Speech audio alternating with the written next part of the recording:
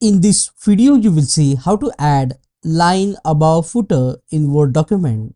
As you can see, I have added a footer line above the text of the footer, and it's very easy. First, you need to double click inside the footer to activate the footer area, and then type what you want inside the footer. After typing, just click on the word, then go to the Home tab. You will see here the option of borders. Click on the small downward triangle here and click border and shading. Make sure you have clicked on the borders tab here. Under the settings, select the option box. You can see the preview here.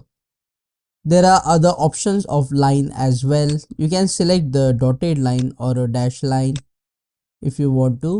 For this tutorial, I am selecting solid line, and this is the color of the line. So instead of black, if you want some other color, you can select it from here.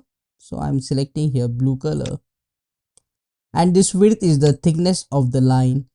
Right now, the by default the thickness is very less. I personally prefer 3 points, and click on these boxes to remove the bottom border, left border and the right border, leaving only the top border, and then click on OK.